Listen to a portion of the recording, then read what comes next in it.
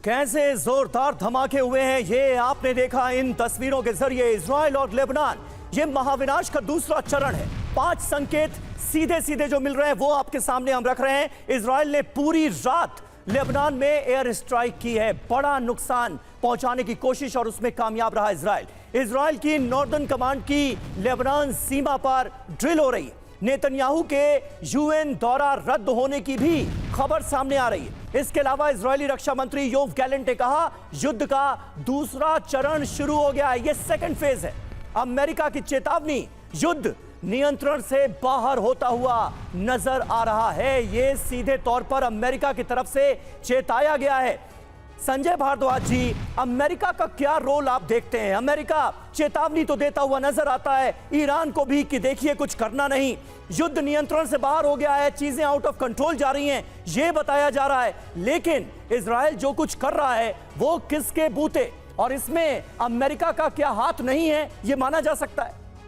देखिए, ये बात साफ साफ है कि इजराइल का जो 7 अक्टूबर को जो स्ट्राइक हुआ, जिस तरीके से हमास ने स्ट्राइक किया, वो एक टेररिस्ट अटैक था। और अमेरिका इस बात से बिल्कुल वाकिफ़ है कि किसी भी तरीके का टेररिज्म बर्दाश्त नहीं होगा। और इजराइल को ये मौका मिला है कि इस टेररिज्म के पीछे जो पूरा एक थ्रेट है, जिस तरीके से हिजबुल्लाह का जो निर्माण हुआ वो बिल्कुल इजराइल के खिलाफ हुआ है। जिस तरीके से एक्ट हो रहा है हिजबुल्लाह का, हूती का या ईरान का या हमास का, वो जो टेरर एक्ट है, जो वायलेंट नॉन स्टेट एक्टर्स का जो एक्ट है, वो निश्चित रूप से इजराइल के लिए एक बहुत बड़ा खतरा है। और ये अभी से नहीं है, पिछले 3-4 दशक से ऑलमोस्ट आप मान के चलिए कि सीधा सीधा थ्रेट है।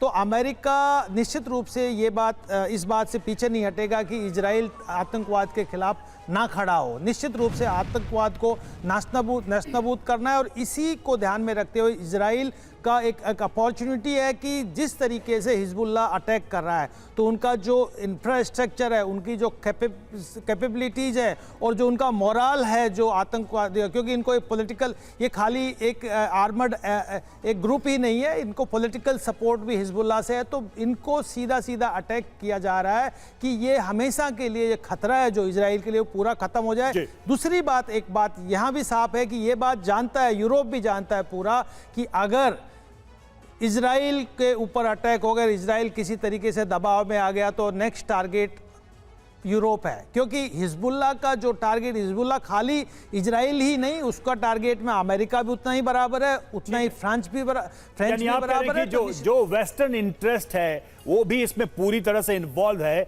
इस युद्ध में इजराइल के जीतने की मंशा के साथ। हम लौटेंगे आपके पास। और देखिए, लेबनान में अटैक का एक वीडियो सामने आया है। बमबारी के बाद पूरे इलाके में दिख रही है आग। 100 से ज्यादा रॉकेट लॉन्चर पर हमला हुआ है और आईडीएफ की तरफ से यह कहा गया है हिजबुल्लाह की 1000 लॉन्च बैरल को भी तबाह किया गया, ये दावे किए जा रहे हैं।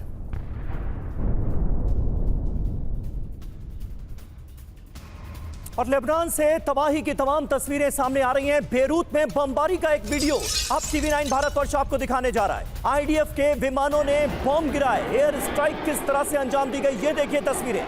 हिजबुल्लाह के ठिकानों को चुन चुन कर बनाया गया निशाना, जोरदार बमबारी की ये तस्वीरें इस वक्त आपके सामने हैं। किस तरह से आईडीएफ के फाइटर जेट्स ने बम गिराए हैं लेबनान के अंदर, उसकी तस्वीरें इस वक्त आप देख रहे हैं। और ये तस्वीरें बेरूत के आसमान की।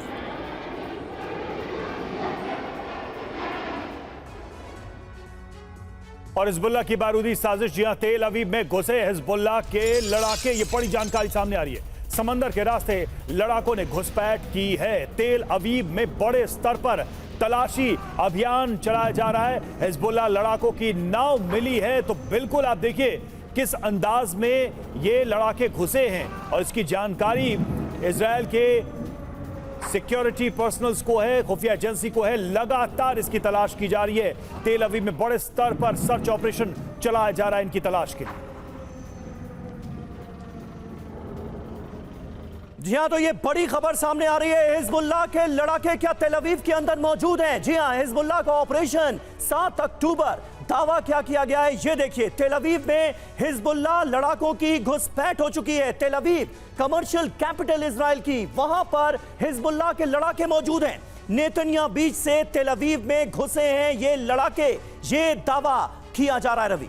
बिल्कुल, सवाल यह कि क्या हमास की तरह 7 अक्टूबर जैसा हमला करना चाहता है हिजबुल्लाह? क्या ये बड़ी तैयारी है? इस पर इजराइल ने क्या किया अभी तक? तो तेल अवीव में चप्पे चप्पे पर तलाशी अभियान चलाया जा रहा है, सर्च ऑपरेशन चलाया जा रहा है। इन हमलावरों को, इन घुसपैठियों को तलाश किया जा रहा है। तेल अवीव की सुरक्षा को और कड़ा कर दिया गया और सिक्योरिटी बढ़ा दी गई है। हिजबुल्लाह लड़ाकों की नाव बरामद भी की गई है और यही वजह है कि पूरा शक है कि ये लड़ाके इस वक्त तेल अवीव में कहीं मौजूद है। जो कुछ हुआ है 2 दिनों में, उसके बाद तो ऐसा लगता है कि ऐसे ही टारगेट की कोशिश की जा रही है और हिजबुल्लाह या हमास के लड़ाके तो इसमें माहिर भी रहे। रवि, इस बात से पूरा सहमत हूँ कि हिजबुल्लाह और इजराइल, हिजबुल्लाह लेबनान नहीं है, 2 कंट्री नहीं है, ये एक नॉन स्टेट है और टेररिस्ट ऑर्गेनाइजेशन है, ये ऐसे लड़ेंगे। लेकिन जिस तरीके से इजराइल ने पिन पॉइंट बॉम्बिंग करके इनके सारे स्ट्रेटेजिक और टेक्टिकल जो इनको स्टोर्स थे, टारगेट थे, सबको डिस्ट्रॉय कर दिया है, ताकि इनका जो स्कोप था, इनके पास जो फैसिलिटीज़ थी, थोड़ी कम कर दी है। इस तरह का अटैक वो कोशिश जरूर करेंगे। जहाँ तक अभी हम बात कर रहे थे कि क्या ये हमास ने जैसा 7 अक्टूबर का किया था वैसा हो सकता है क्या? देखिए, उस समय एक वॉर का सबसे महत्वपूर्ण एलिमेंट होता है surprise. Total surprise element Hamas ने यूज़ किया था। उस सरप्राइज एलिमेंट की वजह से इजराइल को काफ़ी नुकसान हो गया था। अब जिस तरीके से मूवमेंट ये हिजबुल्लाह अंदर कर रहे हैं, इस तरीके आगे बढ़ने के लिए यहाँ लोकल लोगों का सपोर्ट, इस तरह के मूवमेंट के लिए लोकल लोगों का सपोर्ट बहुत आवश्यक है।